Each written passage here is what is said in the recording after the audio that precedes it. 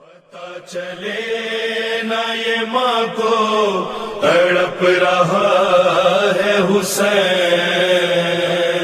السلام علی شعب الخضیب، السلام علی الخد الطریب، سلام ہو سریش مقدس پر جو خون سے سرخ تھی. سلام ہو خاک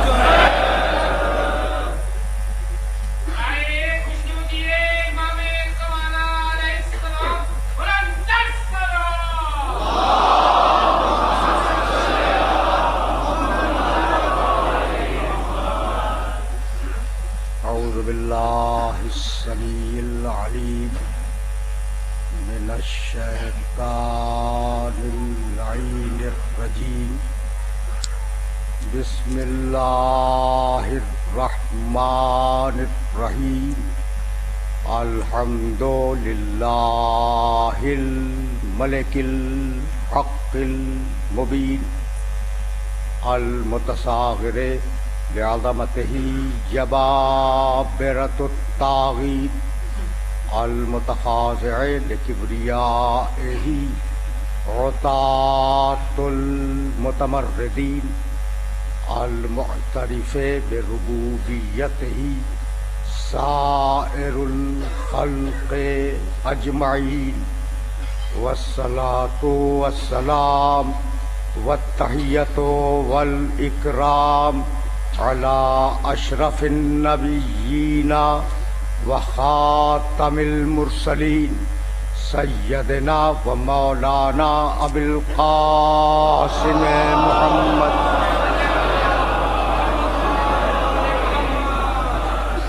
وأهل بيته الطيبين الطاهرين المعصومين المظلومين.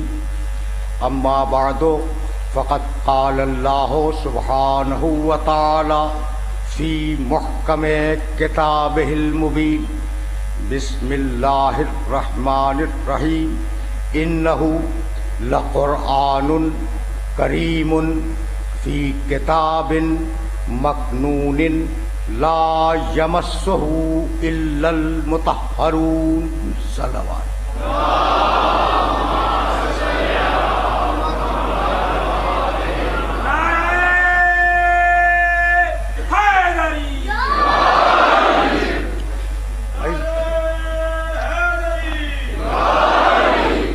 عزیزان محترم، سورہ واقعہ کی ان آیات کے ذیل میں ہمارا سلسلہ گفتگو اپنے 5ویں مرحلے میں داخل ہوا. 56واں سورہ ہے قرآن کا، اور وہ آیات جن کی تلاوت کا شرف روزانہ حاصل کیا جا رہا ہے ان کے نشانات ہیں 77، 78 اور 79. یہ ایک چھوٹا سا گروپ ہے آیتوں کا جس کے درمیان سے یہ 3 آیتیں میں نے نکالی. اور اب میں چاہتا ہوں کہ اس کے پہلے کی 2 آیتیں سنتے جائیں اور اس کے آخر کی 1 آیت سنتے جائیں تاکہ سلسلہ فکر متصل ہو جائے. 77، 78، 79. اب میں پہلے پڑھوں گا 75 اور 76. فَلَا أُقْسِمُ بِمَوَاقِعِ النُّجُومِ. اللہ بول رہا ہے میں قسم کھاتا ہوں ستاروں کے اترنے کی جگہ کی.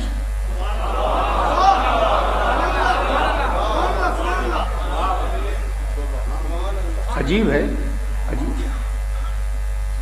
جہاں ستارے اتریں ان جگہوں کی میں قسم کھاتا ہوں.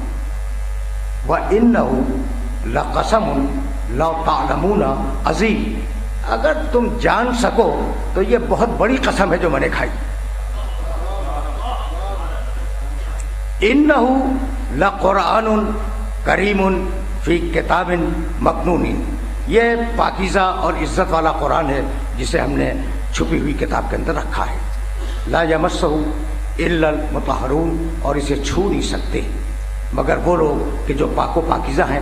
تنزیل من رب العالمین، یہ پورا قرآن رب العالمین کی تنزیل ہے. یہ ہے وہ گروہ. تو اب میں ایک جملہ تو کہوں گا، یہ اتنی بڑی قسم کمال کی بات ہے. کہتا ہے کہ جہاں ستارے اتر جائیں وہ جگہیں اتنی بڑی ہیں کہ میں قسم کھاؤں. بھئی یہ ہے کیا؟ سورہ نحل 16واں سورہ قرآن کا، ذرا تمہید میں رک جاؤ. اس کی 8ویں آیت دیکھتے چلو. هو الذی سخر لکم اللیل والنہار والشمس والقمر والنجوم مسخرات بامرہ ان فی ذلک لآیۃ لقوم یعقلون. اللہ وہ ہے، میں سننا ترجمہ سننا. هو الذی سخر لکم اللیل والنہار، اللہ وہ ہے جس نے رات کو تمہارے لیے مسخر کیا، نہارا دن کو تمہارے لیے مسخر کیا، والشمس والقمر اور سورج کو تمہارے لیے اللہ نے مسخر کیا، قمر چاند کو تمہارے لیے مسخر کیا، والنجوم مسخرات بامرہ اور ستاروں کو اپنے کنٹرول میں رکھا. ہم نے اس جملے میں نشانی رکھ دی صاحبان عقل کے لیے. عجیب بات ہے، ستارے تو جانتے ہو نا، ستارے بڑے مقدس، بڑے پاکیزہ، بڑے متقی. سمجھ رہے بھائی؟ توجہ رکھنا.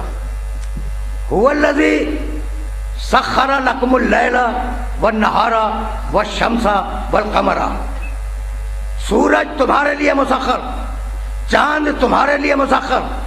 چاہو چاند پہ جا کے اتر جاؤ، چاہو سورج کی طاقتوں کو کشید کرو اور ان کو استعمال میں لاؤ. والنجوم مسخرات بامرہ، لیکن ستارے امر الہی کے کنٹرول میں ہیں. یعنی سورج چاہو استعمال کر لو، چاند چاہو استعمال کر لو. جو بڑے بڑے تھے ان کی طاقتیں تمہارے کنٹرول میں دے دی، جو چھوٹے چھوٹے ہیں انہیں اپنے کنٹرول میں رکھا. بتلانا یہ تھا کہ اگر کبھی کسی دن کوئی ستارہ کسی ڈیوڑی پہ اتر جائے تو ہماری مرضی کا نمائندہ بن کے آئے.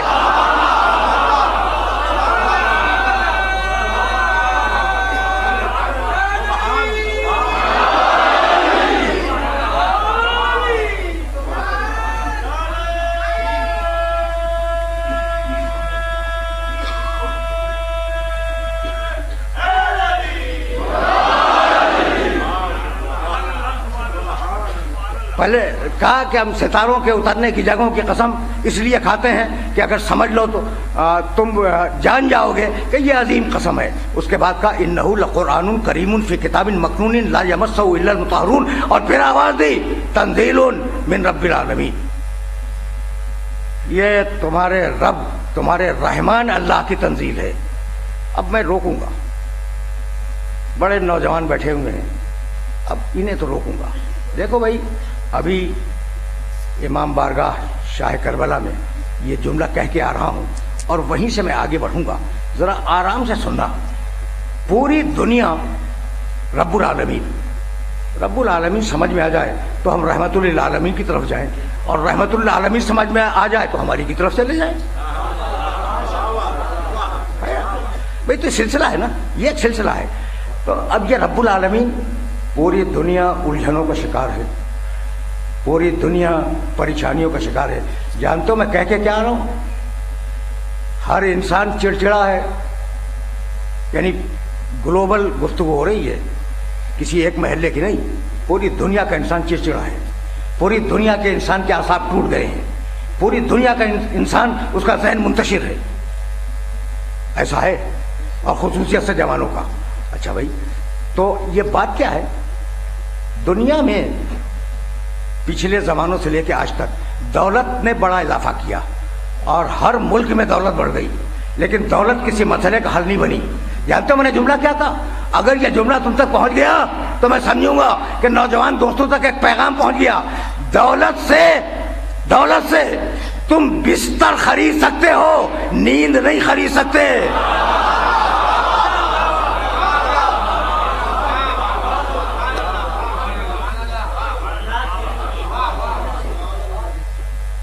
ہے یا نہیں؟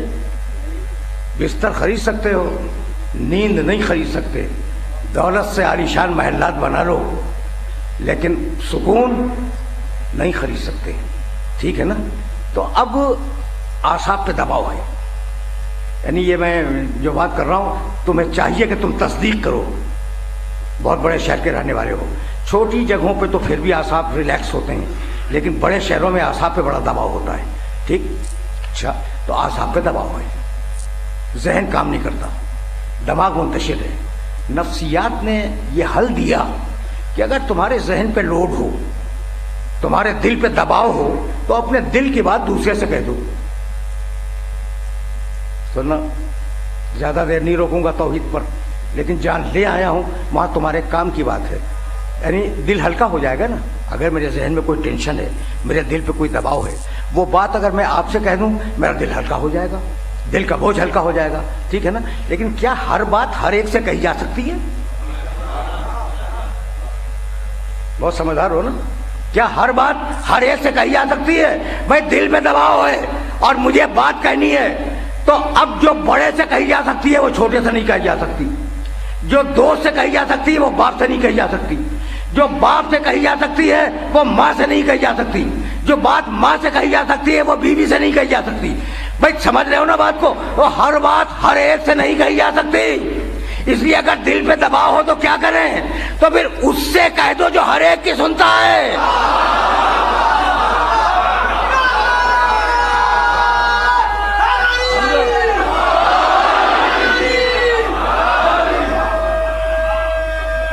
سمجھو؟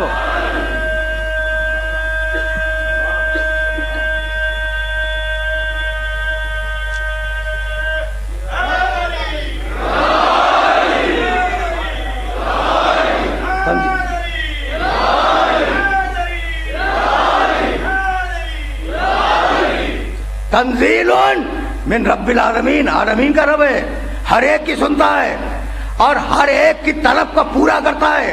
اگر یہاں تک میرے ساتھ آ گئے ہو تو میرا ایک جملہ سنو اور میرے اس جملے کو اپنے ذہن میں محفوظ رکھ لینا۔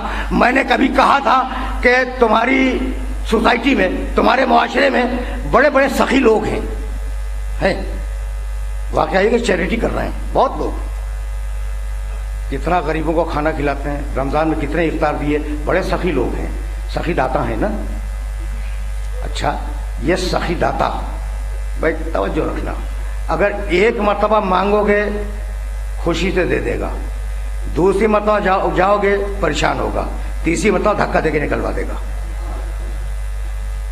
یہ تمہارے سخی داتا ہیں، یہ تمہارے سخی داتا ہیں کہ اگر بار بار مانگو گے تو وہ چڑ جائیں گے، اور وہ ایسا سخی داتا ہے کہ اگر بار بار نہ مانگو گے تو وہ چڑ جائے گا۔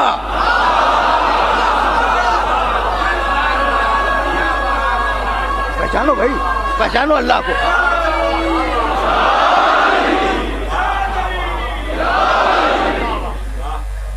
اللہ کو پہچانو بھائی۔ بہت چھوٹا تعلق کراؤں گا، تنزیل من رب العالمین، اپنے رب العالمین کو تو پہچانو۔ اچھا بھائی، اب سخی داتا، چلو بھائی بار بار جانے سے تمہارے چڑھتا نہیں ہے، لیکن 2 بجے رات کو اسے جا کے کھٹکھٹاؤ، جب جانوں جب وہ بہت خوشی کے ساتھ تمہاری مدد کر دے یا تمہارے کام کو پورا کر دے۔ کسی بھی سخی داتا کے پاس دنیا میں آدھی رات کے بعد جاؤ، دھکے دے کے نکلوا دے گا، اور وہ ایسا سخی داتا ہے کہ اس کا دروازہ کھلتا ہی آدھی رات کے بعد ہے۔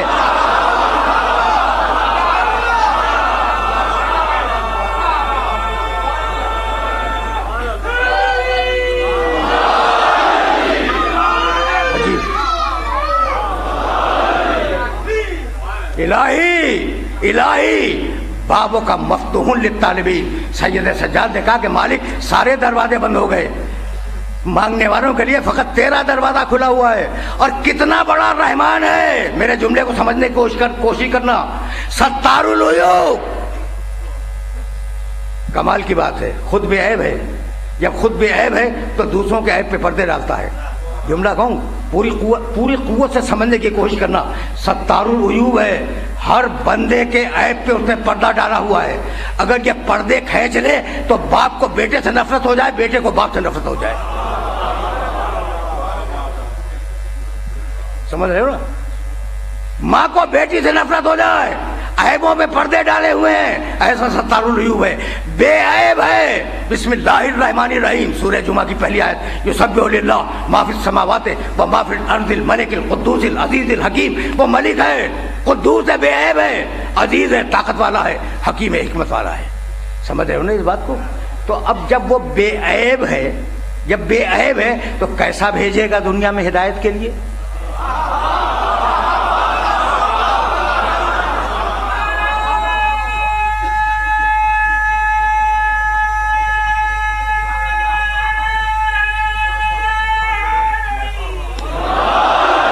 देखो भाई, ये गुफ्तगू का 5वां मरहला है, और इस तकरीर को पिछली तकरीर से रिलेट भी होना है, तो बहुत इत्मीनान से सुनते जाना। और आज बहुत ज़्यादा तुम्हारा वक्त नहीं लूँगा, लेकिन अब ये मरहला फिक्र तो ऐसा है ना कि जब वो बेऐब है, कुद्दूस से नहीं बेऐब, कोई ऐब नहीं है, तुम्हारे ऐबों पे पर्दे डालने वाला, उसमें कहाँ से ऐब आ जाएगा? ठीक है ना? अब मेरे नबी ने, खुदा की कसम बहुत तवज्जो रखना, अब मैं अल्लाह से रसूल की तरफ जा रहा हूँ। मेरे नबी ने, जानते हो तबलीग में क्या कहा? कहने लगे तुम्हारे बुत अंधे, मेरा खुदा बसीर। आराम से सुनना, ये तबलीग का जो मंशूर है ना पैगंबर का, वो तुम्हें समझा रहा हूँ। तुम्हारे बुत गूंगे, मेरा खुदा कलीम। तुम्हारे बुत अपाहज, कुछ नहीं कर सकते, उठा के फेंक दो टूट जाएंगे, मेरा खुदा इन्नल्लाह अला कुल्लि शैइन कदीर। बोल नहीं सकते तुम्हारे बुत, मेरा खुदा कल्लमल्लाह मूसा तकलीमा। देखते जाओ कि किस तरीके से पैगंबर ने तारुफ कराया। ठीक, तो तुम्हारे बुत अंधे, लंगड़े, लूले, गूंगे, बहरे, मेरा खुदा हर चीज को सुनने वाला। तो पहले बुतों की बुराई बयान की, फिर अपने खुदा की तारीफ बयान की। तो तबलीग का तरीका ही यही है कि पहले जो ऐबदार हैं उनके ऐब बयान करो, और फिर अपने पाकीज़ा की पाकीज़गी बयान करो। समझ रहे?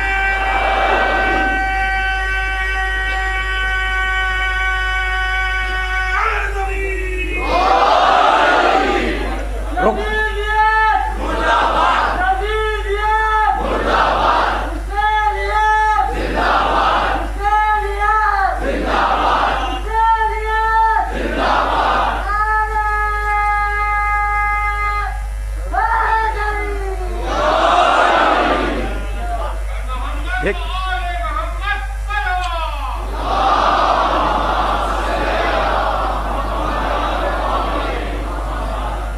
देखो यहां तक तो आ गए ना मेरे साथ तुम। देखो साइकोलॉजी डिस्कस कर रहा हूं, और उसके बाद जरा सा आगे जाऊंगा, जरा सा आगे। अब ये मौजूआत के मरहले हैं, और इन्हें तय तो होना है, ये 5वां मरहला है। जब तुम्हारे बुत लंगड़े, लूले, अंधे, गूंगे, बहरे, मेरा खुदा समी, कादिर, अलीम, जिस चीज में चाहे कलाम पैदा कर दे। तो पहले बुतों की बुराई बयान की, फिर अपने खुदा की अच्छाई बयान की। कल मैं तुमसे कह रहा था कि वो अपनी गैरत और हमीयत पे मर जाने वाले अरब, कल ही तो बात हुई थी ना कि बड़ी गैरत थी उनमें, वो बड़ी हमीयत थी, अपने खुदाओं की बुराइयां सुन रहे हैं मोहम्मद से, और ये नहीं कहते कि तुमने 5 ऐब हमारे बुतों में निकाल दिए, तो लाओ अपने खुदा को सामने 25 ऐब हम निकालेंगे। अगर ये मैसेज पहुंच गया ना, देखो मैं कोई आयत नहीं पढ़ रहा हूं अभी, कोई रिवायत बयान नहीं कर रहा हूं, मैं सिर्फ साइकोलॉजी से बात कर रहा हूं। भाई अरब, अपनी गैरत पे मर जाने वाला अरब बार बार सुन रहा है कि पैगंबर अकरम बुतों को बुरा कह रहे हैं, पूरा कुरान भरा हुआ है बुतों की बुराई से। बुराई से क्या मतलब? यानी उनके ऐब वो गिनवाए गए, पूरा कुरान भरा हुआ है। मुशरिकीन के खिलाफ कितनी तकरीरें की हैं कुरान मजीद ने, तो कह रहे हैं कि ये बुत गलत, ये बुत कुछ नहीं। अब कोई अरब तो कहता कि मोहम्मद हमारे खुदाओं में ऐब निकाल रहे हो, लाओ अपने एक खुदा को, तो उसमें 10 ऐब हम भी निकाल देंगे। नहीं कह सका, जंगें लड़ ली, लेकिन मुशरिक में ये जुर्रत ना हुई कि चैलेंज कर सके कि मोहम्मद अपने खुदा को लाओ, 25 ऐब हम निकालेंगे। भाई क्यों ना कह सका? इसलिए कि इतना बेऐब रसूल भेजा है।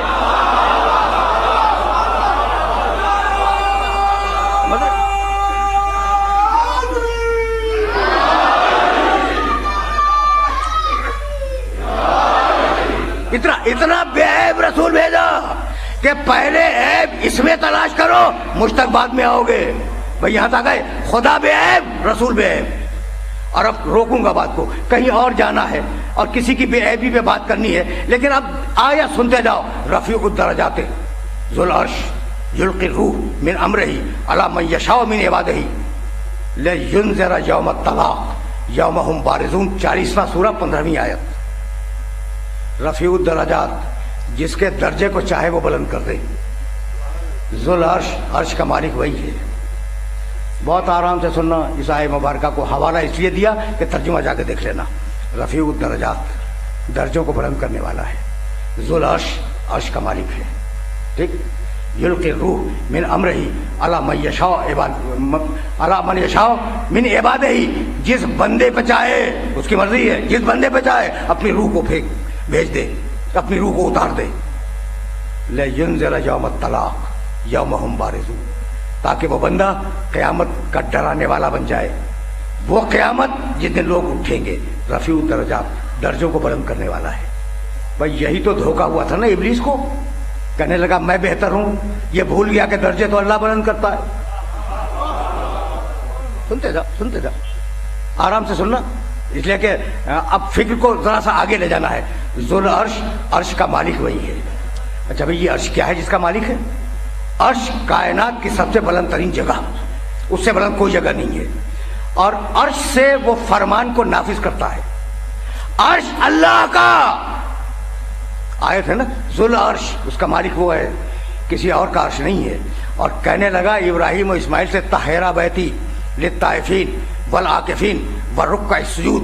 دیکھو ابراہیم اسماعیل، تم نے خانہ کعبہ تو بنا دیا، لیکن میرے گھر کو پاک رکھنا. تو زمین پر کعبہ اس کا گھر، آسمان میں عرش اس کا تخت.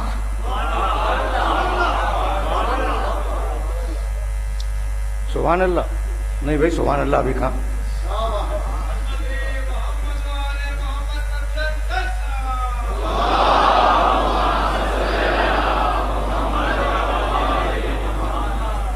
آج سے 7 سال پہلے میں نے ایک جملہ کہا تھا اور میرا جی چاہتا ہے کہ وہ جملہ ریلیٹ کر کے پھر آگے بڑھ جاؤں. طاہرہ بیتی، اللہ کا گھر ہے، میرے گھر کو پاک رکھنا. اچھا اللہ کا گھر ہے، کیا رہتا ہے اس میں رہتا ہے؟ میں نے پوچھا ملا سے کہ بھائی تفسیر لکھنے والے سے کہ اس میں رہتا ہے. کہا بھائی رہتا تو نہیں ہے، اس میں رہتا تو نہیں ہے. ٹھیک. اچھا میں نے کہا کیا مستقبل میں کسی دن آ کے رہے گا بیتی میرا گھر؟ تو کہا کہ نہیں مستقبل میں بھی آ کے نہیں رہے گا. اچھا اب 2 باتیں طے ہو گئی. اچھا بھائی ماضی میں کسی دن آ کے سو گیا ہو اس میں؟ کہا کہ نہیں، نہ ماضی میں آیا، نہ حال میں ہے، نہ مستقبل میں آئے گا. ٹھیک. اچھا تو میں گھبرا گیا. میں نے کہا کہ بھائی پھر اس کے اندر ہے کیا؟ کہنے لگا خالی ہے. یعنی عجیب بات ہے، تو خالی گھر کو سجدہ کیے جا رہے ہو؟ تو خالی گھر ہر ایک کی سمجھ میں آ گیا، خالی تابوت آج تک کسی کی سمجھ میں نہیں آیا.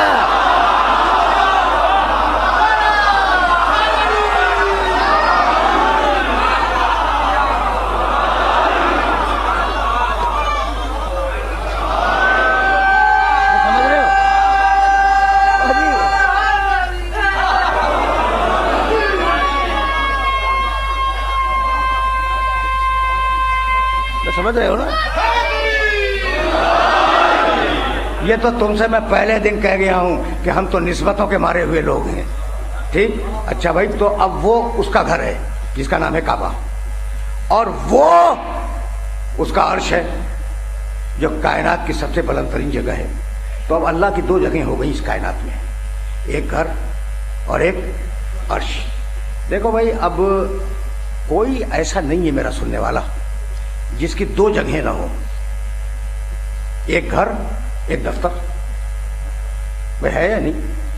اچھا بھی تم کھانا کہاں کھاتے ہو؟ گھر میں. پانی کہاں پیتے ہو؟ گھر میں.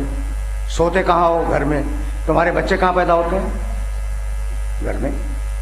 ٹھیک. اچھا دفتر میں سرکاری کام کرتے ہو. اب یہ تو نہیں ہو سکتا کہ دفتر میں بچے پیدا ہو جائیں اور سرکاری کام گھر میں جا کے کرو. بھائی ایسا ہے یا نہیں؟ کہیں جا رہا ہوں اور بہت آرام سے تمہیں لے کے جا رہا ہوں. اچھا بھائی اب سننا، بھائی آرام سے سنو، ذرا سا موڈ میرا ڈیفرنٹ ہے نا اس وقت، تو اب ذرا سننا بھائی، میں ایک ذاکر، ٹھیک، میری بھی 2 جگہیں ہیں. میں اپنی مثال دے دوں تاکہ تم پر بات واضح ہو جائے. اللہ کی بھی 2 جگہیں ہیں، ایک سرکاری عرش، ایک ذاتی گھر. 2 جگہیں تو اس کی نہیں ہے. اب میری بھی 2 جگہیں، ایک میرا گھر ہے، ایک میرا ممبر ہے. ممبر میری سرکاری جگہ ہے اور گھر میرا ذاتی. ٹھیک ہے نا؟ تو کھاؤں گا اپنے گھر میں، پیوں گا اپنے گھر میں، ٹھیک ہے نا، سوؤں گا اپنے گھر میں، جاگوں گا اپنے گھر میں، میرے بچے پیدا ہوں گے میرے گھر میں، مجلس پڑھوں گا ممبر سے، یہ میری سرکاری جگہ ہے.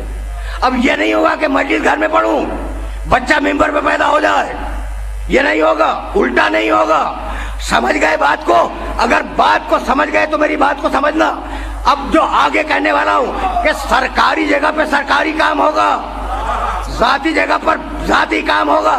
بھائی مالک تجھے کسی دن بیٹھنا ہے کہا نہیں، تجھے کبھی رہنا ہے کہا نہیں، تو یہ ذاتی گھر رکھ کے کیا فائدہ اور سرکاری جگہ رکھ کے کیا فائدہ؟ کہ میں جانتا ہوں جب مجھے سرکاری کام ہوگا کسی کو حج پہ بلاؤں گا، اور جب بچے کو پیدا کروانا ہوگا اپنے گھر میں پیدا کرواؤں گا.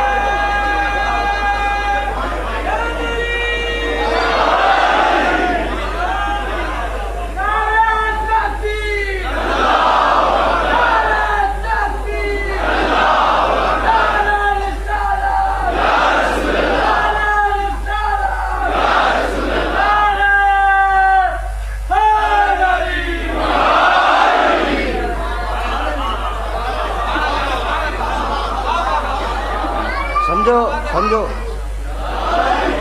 وہ فرما رہے تھے کہ بچہ پیدا ہو تو کیا کرتا ہے. ہم تو ہر بچے کے فیور میں ہیں، کہ دنیا کا کوئی بھی بچہ ہو کسی بھی فرقے میں پیدا ہو رہا ہو، آتا ہے تو کھلے ہوئے ہاتھ سے آتا ہے، آتا ہے تو کھلے ہوئے ہاتھ سے آتا ہے، اور آتے ہی سجدہ کرتا ہے، اور روتا ہوا آتا ہے، ہنستا ہوا نہیں آتا.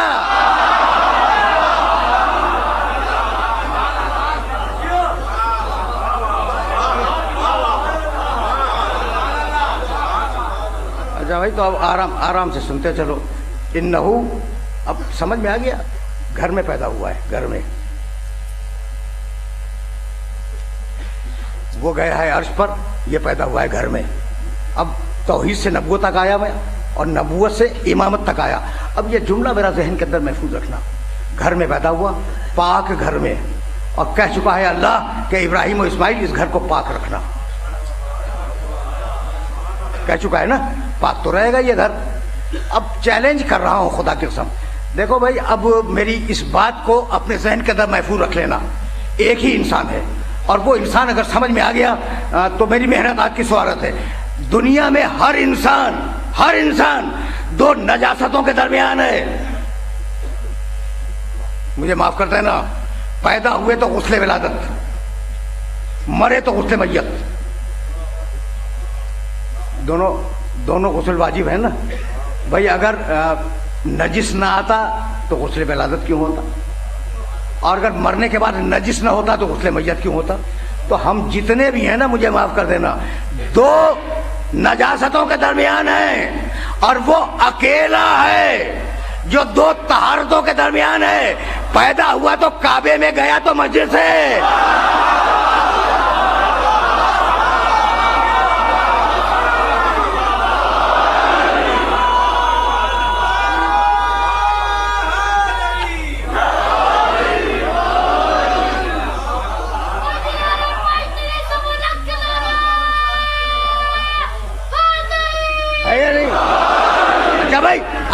اب میں کیا کروں؟ یہ تو میری مجبوری ہے بھائی۔ یہ جتنے بچے دنیا میں پیدا ہوئے، مجھ سمیت جتنے انسان پیدا ہوئے، پیدا کرنے والی ماں نجس، مجھے معاف کر دینا،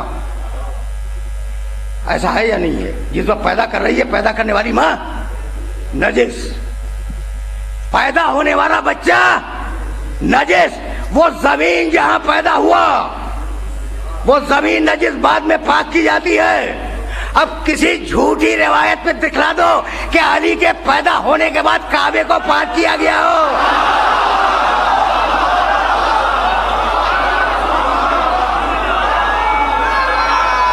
جھوٹی روایت دیکھ لو۔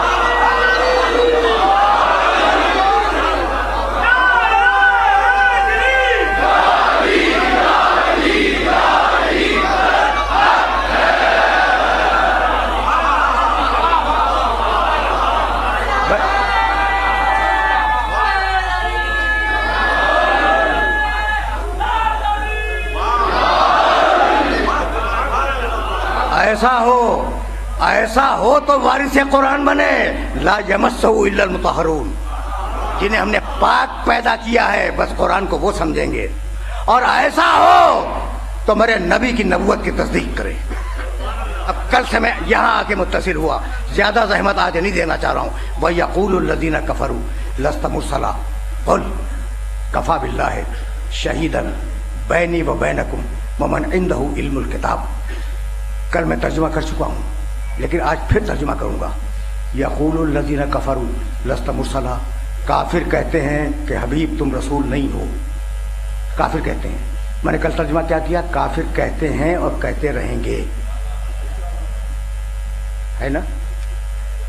صیغہ مضارع ہے اور میں عربی ٹھیک جانتا ہوں، تو یقولو کہتے ہیں اور کہتے رہیں گے کہ تم رسول نہیں ہو۔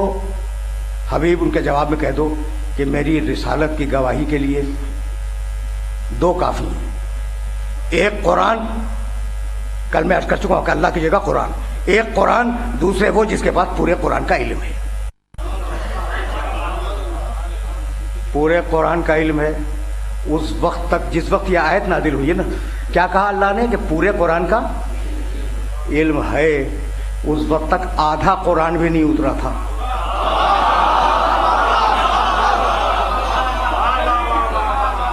ایسے سمجھو علی کے فضائل کو، اس وقت تک آدھا قرآن بھی نہیں اترا تھا، اور قرآن کہہ رہا ہے ایسا ہے نبوت کی تصدیق کرنے والا جس کے پاس پورے قرآن کا علم ہے۔ تو وہ پیدا ہونے والا کعبے میں جب رسول کی گود میں آیا، ایک جملہ سنتے جاؤ اور یہ جملہ رکھنا، پھر میں آیت کی طرف جاؤں گا، اور چاہ رہا ہوں کہ آیت آج تھوڑی سی حل ہو جائے۔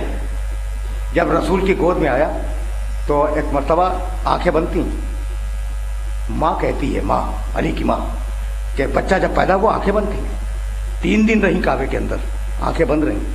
جب رسول کی گود میں آیا، خدا معلوم اس کو کیسے یہ احساس ہو گیا کہ میں رسول کی گود میں آ گیا، آنکھیں کھول دی۔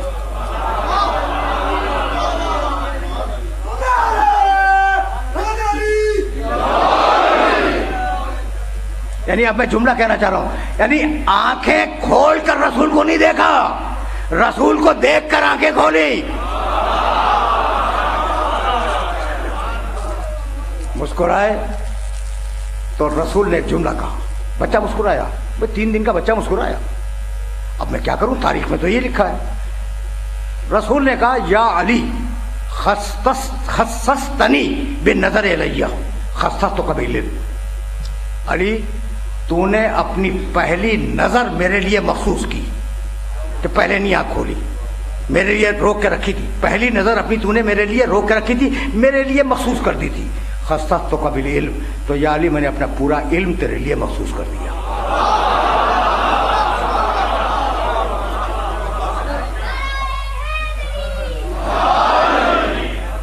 اچھا بھائی اب دیکھو یہ بچہ ہے نا، پہلی مرتبہ رسول کی گود میں آیا ہے، یہ جب 13 برس کے بعد جب یہ بچہ 13 برس کا ہو جائے گا تو 13 برس کے بعد پیغمبر اعلان نبوت کریں گے، تو ابھی نبوت کے اعلان میں اور رسالت کے اعلان میں 13 برس باقی ہے نا، ٹھیک؟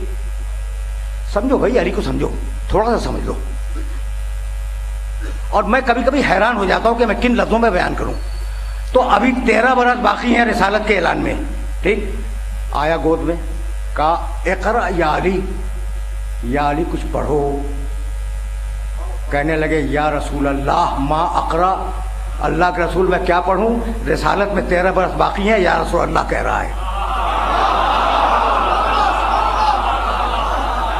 تو سب کہیں گے یا رسول اللہ اعلان کے بعد۔ بھائی یہ سب سمجھ میں آیا؟ سب کہیں گے یا رسول اللہ اعلان کے بعد۔ یہ اکیلی ذات ہے جو اعلان سے 13 برس پہلے کہہ رہی ہے یا رسول اللہ ما اقرا، اللہ کے رسول میں کیا پڑھوں، اب مطلب سننا، اب من التوریت والانجیل والزبور اور من القرآن۔ یہ ہے کمال۔ یا رسول اللہ آپ فرماتے ہیں کہ پڑھو، تو میں کیا پڑھوں، توریت سے پڑھوں، زبور سے پڑھوں، انجیل سے پڑھوں؟ بھائی نازل ہو چکی تھی، پڑھ سکتا تھا، یہ بھی اگرچہ ممکن نہیں ہے لیکن پڑھ سکتا تھا۔ قرآن تو ابھی نازل ہی نہیں ہوا، قرآن کے نازل ہونے میں بھی 13 برس باقی ہیں، ٹھیک ہے نا؟ تو کہا کہ یا علی ذرا سا قرآن میں سے کچھ پڑھ دو۔ سورہ مومنون کی ابتدائی 7 آیتوں کی تلاوت کی۔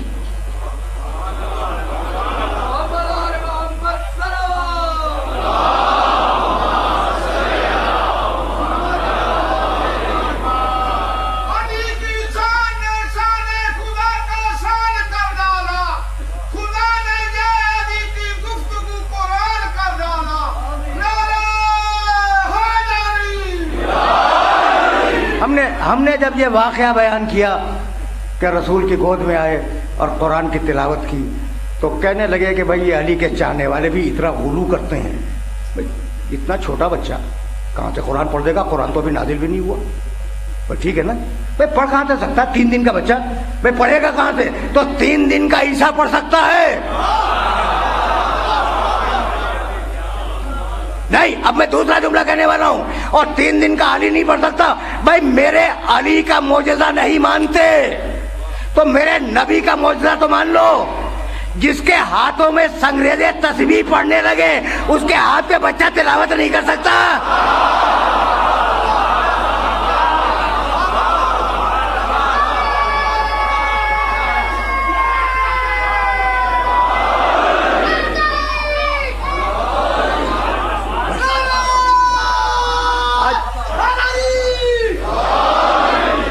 میں نے زحمت دی، لیکن یہ مسئلے تھے جنہیں پیش کرنے کی ضرورت تھی۔ اچھا بھائی یقول الذین کفروا لست مرسلا، حبیب کافر کہتے ہیں، کافر کہتے رہیں گے، اب تمہیں دلیل دے رہا ہوں کہ تم رسول نہیں ہو۔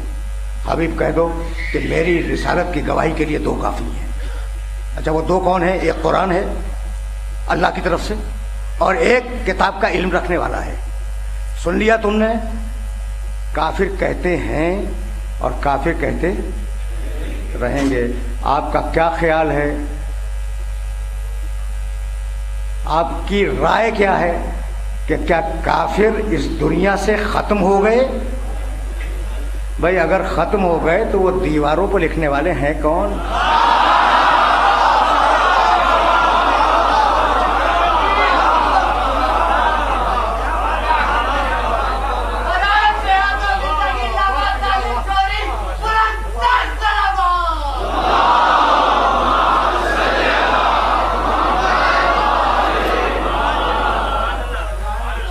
کافر تو ہیں، کافر ہیں اور کافر قیامت تک رہیں گے۔ طے ہو گئی نا بات؟ طے ہو گئی۔ اچھا بھائی، جب کافر قیامت تک رہیں گے تو کافر قیامت تک کہتے رہیں گے کہ محمد اللہ کے رسول نہیں ہے، اور جب قیامت تک کہتے رہیں گے تو دونوں گواہوں کا وجود ضروری ہے. ایسا ہے یا نہیں؟ دیکھو کامن سینس کی بات کر رہا ہوں میں، اور بہت ڈفرینٹ موڈ میں آج بات کر رہا ہوں. دونوں گواہوں کا وجود ضروری ہے. تو آج اگر کسی کورٹ میں چیلنج ہو جائے رسول کی رسالت، نعوذ باللہ، تو ایک گواہ تو ہر مسلمان بغل میں داب کے لے جائے گا قرآن، اور رسالت اس وقت تک ثابت نہیں ہوگی جب تک دوسرا گواہ نہ آئے. تو دوسرا گواہ کہاں سے لاؤ گے؟ ہمارے علاوہ کہیں نہیں ملے گا. اسی لیے ہم زمانے کے امام کو کہتے ہیں السلام علیک یا شریک القرآن.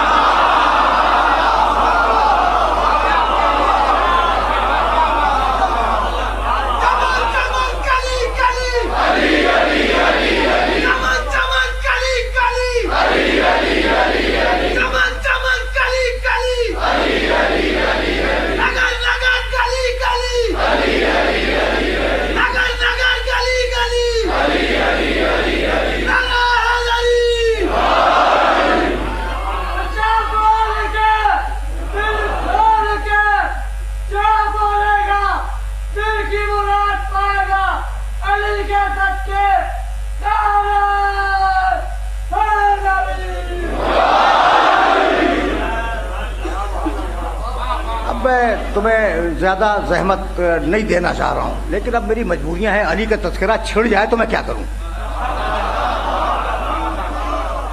کچھ تھوڑی سی مجبوریاں بھی ہوتی ہیں. اچھا بھائی، تو اب وَيَقُولُ الَّذِينَ كَفَرُوا لَسْتَ مُرْسَلًا قُلْ كَفَىٰ بِاللَّهِ شَهِيدًا بَيْنِي وَبَيْنَكُمْ وَمَنْ عِندَهُ عِلْمُ الْكِتَابِ. ٹھیک، ایک کتاب کا عالم، ایک قرآن، دو گواہ ہیں. ٹھیک ہے نا؟ بہت توجہ رکھنا. گواہ دو ہیں، ایک ہے کتاب، ایک ہے انسان. اب کوئی اور نہیں ہے اس زمانے میں جو محمد کی رسالت کی گواہی دے، کوئی اور نہیں ہے. اگر ہوتا تو قرآن ذکر کرتا. چیلنج دے رہا ہوں، کوئی نہیں ہے نا. ہماری عندہ علم الکتاب ایک ہے. بھائی رکے رہنا. اب اتفاق سے اس گواہ کو پیغمبر نے حدیبیہ کے میدان میں کہا صلح نامہ لکھو. ایک ہی گواہ ہے، کل ایک گواہ. سننا زیادہ زحمت نہیں ہے، لیکن یہ جملہ تو سنو. ایک گواہ ہے. اچھا نہیں بھائی، اب رک جاؤ، اب یہیں بات کو روک دوں گا. بھائی گواہ تو تم بھی ہو، مجھے معاف کر دینا، میں بھی ہوں. ہاں میں بھی اشہد ان محمد رسول اللہ، میں گواہی دیتا ہوں کہ محمد اللہ کے رسول.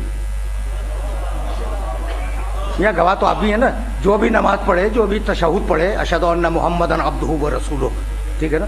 تو آپ نے محمد رسول اللہ کو رسول بنتے ہوئے دیکھا ہے؟ وہ کس بات کی گواہی دے رہے؟ پھنس گئے بھائی. اذان میں اشہد ان محمد رسول اللہ، اقامت میں اشہد ان محمد رسول اللہ، تشہد میں اشہد ان محمد عبدہ و رسولہ. میں گواہی دیتا ہوں کہ محمد اللہ کے بندے بھی ہیں اور اللہ کے رسول بھی ہیں. تو گواہ میں بھی ہوں، گواہ آپ بھی ہیں. گواہ پوری دنیا کا مسلمان ہے. یہ کیسے کہہ دیا کہ گواہ ایک ہے نا سوال؟ اچھا اب میں جواب دے دوں تاکہ یہ جو کنفیوژن کریٹ ہو گیا یہ حل ہو جائے. اب مجھے یہ تو نہیں معلوم کہ آپ کے ذہن میں کیا ہے، لیکن میں جو کہتا ہوں اشہد ان محمد رسول اللہ، اس کے معنی میرے ذہن میں کیا ہے.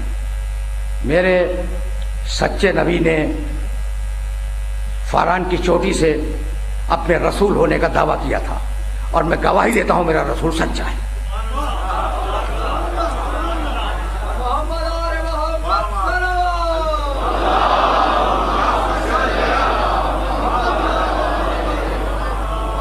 گفتگو رکے گی، یہیں رکے گی. بات سمجھ گئے؟ اب اس سے زیادہ آسان تو میں کر نہیں سکتا تھا کہ میرے سچے نبی نے، محمد رسول اللہ نے فاران کی چوٹی سے ذوالعشیرہ کی دعوت میں مکے کی گلیوں میں یہ اعلان کیا کہ میں اللہ کا رسول ہوں، اور میں گواہی دیتا ہوں کہ میرے محمد کا اعلان سچ تھا. ٹھیک، تو میں اعلان رسالت کا گواہ ہوں، وہ رسالت کا گواہ ہے. یہ بات پہنچی یا نہیں پہنچی؟ یہ میسج پہنچ گیا یعنی پوری دنیا کا مسلمان جو گواہی دے رہا ہے وہ اعلان کی گواہی ہے کہ رسول نے اعلان کیا تھا وہ سچا ہے، ٹھیک ہے نا؟ اور وہ گواہ رسالت کا گواہ ہے، یعنی رسالت مل رہی تھی وہ دیکھ رہا تھا۔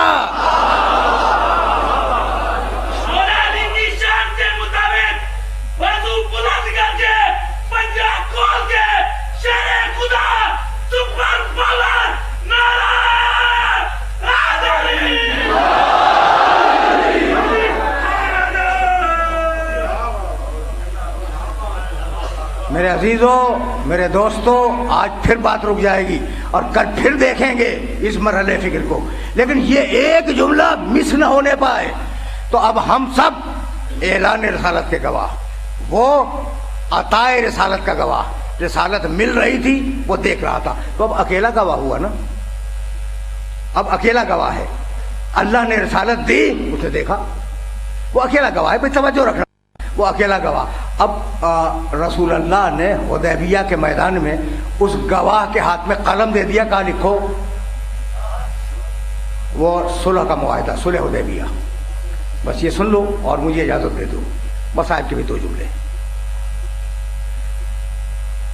بیچ میں رسول بیٹھے ہیں، دائنی طرف علی قلم لیے ہوئے بیٹھے ہیں اور معاہدہ لکھ رہے ہیں، بائیں طرف مشرکین کا نمائندہ نوفل بیٹھا ہوا ہے۔ رسول ڈکٹیشن دے رہے ہیں، وہ اعتراض کر رہا ہے، رسول اس کے مطابق بدلوا رہے ہیں اور علی لکھ رہے ہیں۔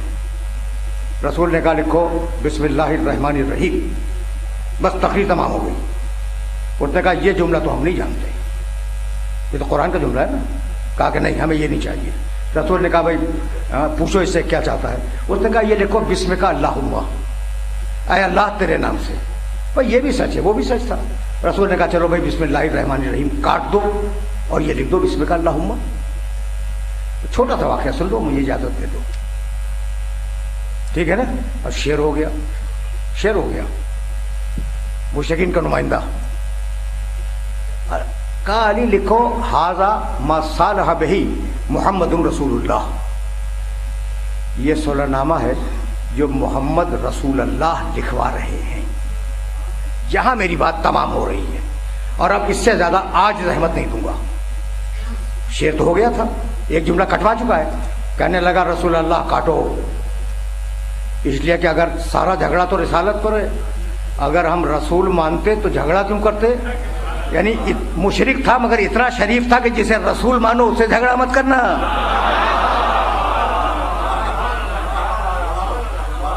ٹھیک ہے نا؟ بس یہ آخری جملہ سنو، آخری جملہ۔ اب میں کربلا کی طرف چلا جاؤں گا، وقت نہیں ہے، بس ایک جملہ سنو۔ کہا یا علی، اچھا علی کاٹ چکے ہیں، بسم اللہ الرحمن الرحیم کاٹ کے بسم کا اللہم لکھ چکے ہیں، ٹھیک ہے نا؟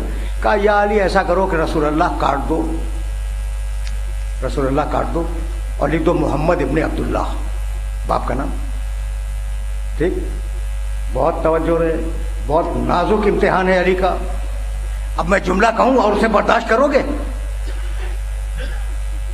علی نے کہا کہ یا رسول اللہ لا تنطلق یدی بمحو اسم کا من النبوہ، اللہ کا رسول میں کیا کروں؟ یہ لفظ کاٹنے کے لیے میرا ہاتھ نہیں اٹھ رہا ہے۔ بھائی اکیلا گواہ ہے، اگر کاٹ دے تو رسالت ہی ختم ہو جائے۔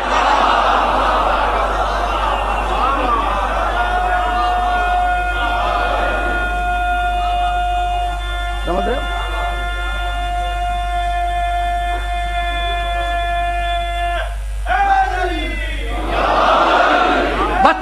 تقریر تمام ہو گئی، تقریر تمام ہو گئی، اکیلا گواہ ہے، اگر کاٹ دینا رسول اللہ تو رسالت ہی ختم ہو جائے۔ یا رسول اللہ میرا ہاتھ تو اٹھتا ہی نہیں ہے۔ بھائی تم سے بہتر کون سمجھے گا؟ لا تنطلق یدی، میرا ہاتھ نہیں اٹھ رہا ہے۔ اب کیوں نہیں اٹھ رہا تھا بتلاؤں؟ بھائی یہ جملہ سنو اور مجھے اجازت دے دو۔ بھائی رسول کس کا؟ اللہ کا، اور ہاتھ کس کا؟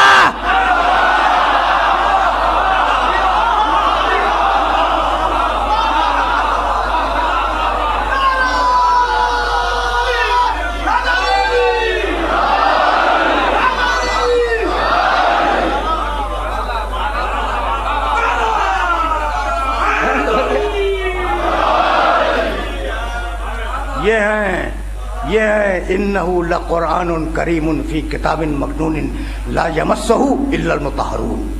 ये है मुतहरून। अब ये अकेला गवाह नहीं है, पहले से 12वें तक 12 के 12 गवाह हैं। हुसैन हुसैन तौहीद का भी गवाह है, रिसालत का भी गवाह है। ये जुमला पहुंचा तुम तक? तौहीद की गवाही विरासत में मिली है नाना से, और रिसालत की गवाही विरासत में मिली है बाप से। करबला के मैदान में हुसैन तौहीद का भी गवाह है, रिसालत का भी गवाह है। अब मैं आया हूं इस एक जुमले से करबला तक। करबला तन्हा हुसैन की कुर्बानी नहीं है, करबला खानदान अबू तालिब की कुर्बानी है। तुम्हारी सदाएं बुलंद हो रही हैं, और आज मैंने कहा था कि बहुत गुफ्तगू मुख्तसर होगी, लेकिन मुख्तसर न हो सकी। मेरे पास 5 दकीक़े हैं घंटा मुकम्मल होने में, या 7 दकीक़े, ठीक है ना, जितने भी हों। मैं चाहता हूं कि बात उसी में मुकम्मल हो जाए। देखो भाई, औलाद अबू तालिब यानी खानदान अबू तालिब, उनके लिए तारीख में एक लफ्ज इस्तेमाल होता है तालिबीयीन, यानी अबू तालिब के औलाद तालिबीयीन। अबुल फर्ज इस्फहानी एक बहुत बड़ा मौर्रिख गुजरा है, उसने एक किताब लिखी है मकातिलुत तालिबीयीन, खानदान अबू तालिब के कत्ल होने वाले। मैंने वो किताब पढ़ी, वो किताब मेरे पास मौजूद है। तो औलाद अबू तालिब तालिबीन कहलाते हैं। ये बात तो तुम तक पहुंच गई। अच्छा भाई, अब ये अली के भाई कितने थे? जाफर, तालिब, अकील, अली। अबू तालिब के बेटे सबसे बड़े जाफर, उसके बाद तालिब, उसके बाद अकील, उसके बाद अली। जाफर जो सबसे बड़े हैं वो मुहाजिरीन अव्वलीन में हैं, यानी वो पहले हिजरत करने वाले। ये मक्के से मदीने वाली हिजरत नहीं, उससे पहले जो हबशा हिजरत हुई थी उसके मुहाजिरीन अव्वलीन में हैं। सुनना आराम से, थोड़ा सा वक्त लूंगा। और जाहिर है कि वाक़यात तो वही हैं ना। आज मैं उन दोनों शहजादों को तज़किरा करना चाह रहा हूँ जिनके तज़किरे करके आ रहा हूँ रिज़विया की मां बारगाह में। औनो मोहम्मद सबसे बड़े बेटे हैं जाफर। उन्होंने हबशे हिजरत की हुक्म रसूल से, जब वो सताए गए तो एक पूरे ग्रुप को पैगम्बर अकरम ने हिजरत का हुक्म दे दिया, और सरबराही थी जाफर की, अबू तालिब के बड़े बेटे। वहाँ गए, वो जो खुतबे दिए और जो तकरीरें की हैं उन्होंने हबशे में, वो आज तक तारीख का फख्र रही। और आज जो अफ्रीका में इस्लाम पाया जाता है वो जाफर की जूतियों का सदका है। 7 बरस हबशे में रहे, और उस दिन पलटे हैं जिस दिन खैबर फतह हुआ। उस दिन पलटे जिस दिन खैबर फतह हुआ। मदीने आए, जब पता चला कि पैगंबर अकरम खैबर में हैं, तो मदीने से सीधे खैबर पहुंचे। रसूल ने देखा, खड़े हुए गले से लगाया और कहने लगे कि मेरी समझ में नहीं आता कि आज तो 2 ईदें हैं, एक फतेह खैबर की ईद है, एक जाफर के आने की ईद है, मैं कौन सी ईद मनाऊं? इतना बड़ा शख्स है जाफर। ग़ज़वा मूता में शहीद हुए। जब ग़ज़वा मूता में शहीद हुए तो पैगंबर ने कहा कि अल्लाह ने जाफर को 2 पर नूर के अता किए हैं। जब से लक़ब पड़ा जाफर तैयार। अब समझ में आया? उस जाफर तैयार का बेटा है अब्दुल्ला, और उसके बेटे हैं औनो मोहम्मद। पहुंच गई बात? बात पहुंच गई ना? अगर पहुंच गई तो बस 2 जुमले सुनो। अब वाक़यात तो वही है जो मैं बयान करके आ रहा हूं, लेकिन थोड़ा सा तुम्हारा वक्त लेना चाह रहा हूं। जब 28 रजब को सफर की तैयारी मुकम्मल हो गई तो शहजादी ज़ैनब हुसैन के घर में थी। अब्दुल्ला इब्न जाफर तैयार की दौजा है, ठीक है ना, वो घर में थी हुसैन के। आंसू रुके हुए थे। जब फाइनल हो गया کہ اب سفر کر جانا ہے، تو چلی گھر سے اپنے گھر آئیں عبداللہ کے گھر میں۔ عبداللہ نے چہرہ دیکھا، کہا علی کی بیٹی تمہارے چہرے پہ یہ تغیر کیا ہے؟ وہ آنسو جو رکے ہوئے تھے زینب کے، شوہر کو دیکھ کر وہ آنسو رواں ہو گئے اور کہنے لگیں عبداللہ کیا پوچھتے ہو، مدینہ ویران ہونے والا ہے، اور ایک دن میرے بابا نے یہ خبر دی تھی کہ حسین مدینے کو چھوڑ کے جائے گا۔ تو عبداللہ ایک جملہ سنو، بس 2 جملے، زیادہ زحمت نہیں دوں گا۔ عبداللہ شوہر ہے نا، عبداللہ ایک جملہ سنو، اگر میں اپنے بھائی کے ساتھ نہیں گئی تو ایک وقت میں 2 واقعے ہوں گے، ادھر حسین کا قافلہ مدینے سے نکلے گا، ادھر زینب کا جنازہ تمہارے گھر سے نکلے گا۔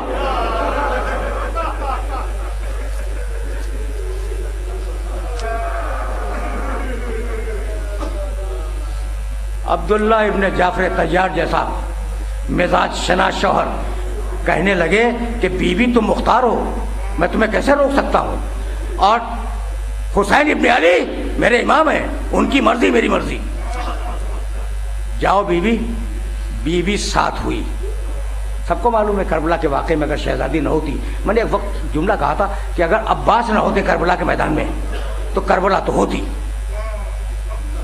سنو بھائی، شہزادی زینب کے لیے ایک جملہ سنتے جاؤ، اگر اکبر نہ ہوتے کربلا کے میدان میں کربلا تو ہوتی، ہو کے رہتی۔ اگر اصغر نہ ہوتا، کربلا کی سب سے بڑی شہادت، ٹھیک ہے نا، اگر اصغر نہ ہوتا کربلا تو ہوتی، لیکن اگر زینب نہ ہوتی تو کربلا نہیں ہو سکتی۔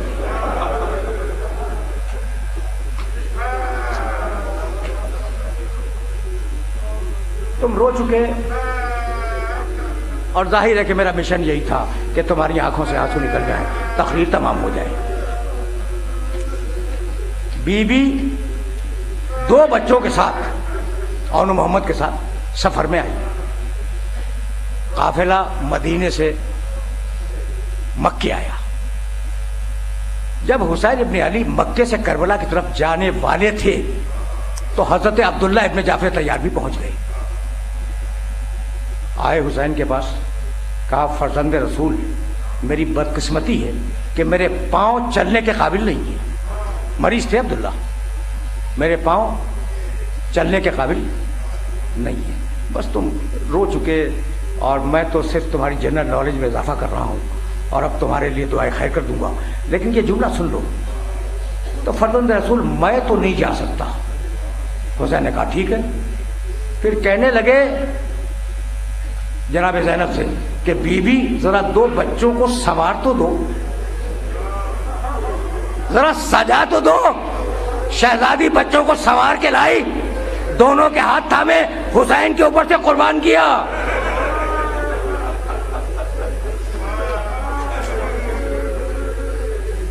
اور فرمانے لگے کہ فرزند رسول، کربلا میں میں تو نہ رہوں گا، لیکن یہ بچے میری طرف سے قربانی کا حق ادا کریں گے۔ بس میرے عزیزوں، میرا جی چاہ رہا تھا کہ جو میں پڑھ کے آ رہا ہوں وہ بیان کروں، شہزادوں کی شہادت، لیکن اب بیان نہیں کروں گا، بس ایک جملہ سنو اور مجھے اجازت دے دو۔ دونوں بچے ساتھ ہوئے۔ عبداللہ کی وصیت تھی کہ دونوں قربان ہو جائیں۔ جب عباس کا بیٹا شہید ہو گیا تو فضہ سے کہنے لگی میرے بیٹے کدھر ہیں؟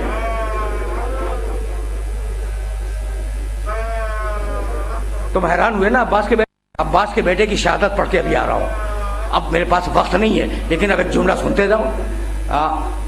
عباس کے 3 بھائی شہید ہو گئے، تو تاریخ لکھتی ہے کہ عباس خیمے میں گئے اور اپنے 9 برس کے چھوٹے بچے کو لے کے آئے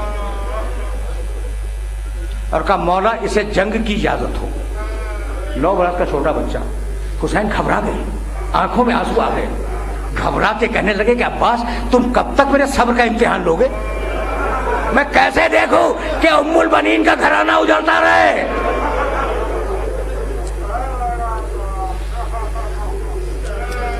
پورا تفصیلی واقعہ ہے وہ بیان نہیں کروں گا۔ عباس کا بیٹا گیا، شہید ہوا۔ ایک مرتبہ بیٹے نے، چھوٹے بچے نے آواز دی چچا جان میری مدد کو آئیے۔ حسین نے کہا عباس رک جاؤ، کسی باپ کی یہ مجال نہیں ہے کہ بیٹے کے لاشیں بجائے میں لاشا لے کے آ رہا ہوں.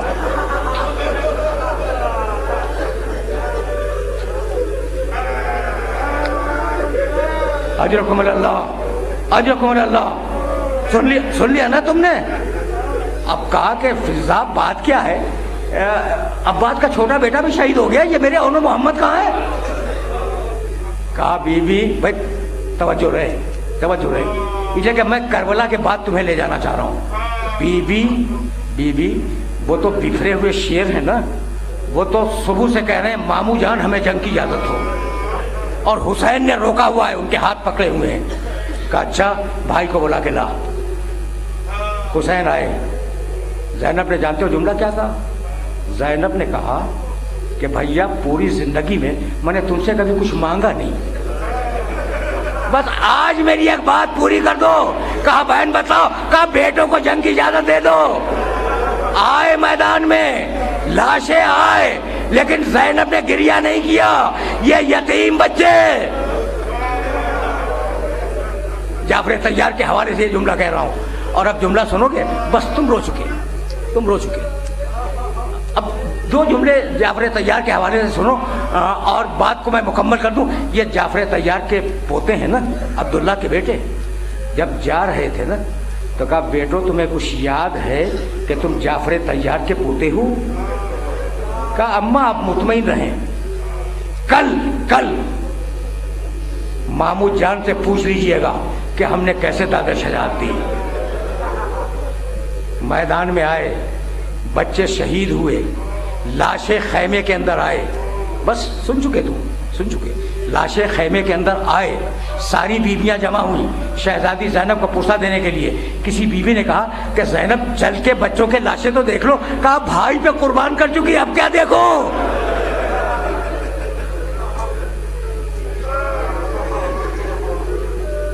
سن لیا تم نے؟ سن لیا؟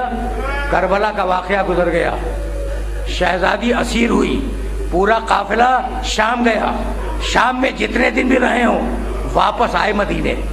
بس یہ جملہ آخری سننا. اب تک اونو محمد کی بات تھی. جب قافلہ واپس آ گیا نا تو بیوی اپنے گھر نہیں گئی، سید سجاد کے ساتھ رہی. عبداللہ روز آتے، سید سجاد کے پاس بیٹھتے، لوگ آتے، گریہ ہوتا، عبداللہ بھی گریہ کرتے.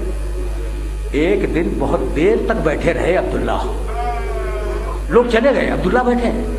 پوچھا سید سجاد نے کہ عبداللہ آپ کو کوئی کام ہے؟ کہا کہ ہاں بیٹے کام تو ہے.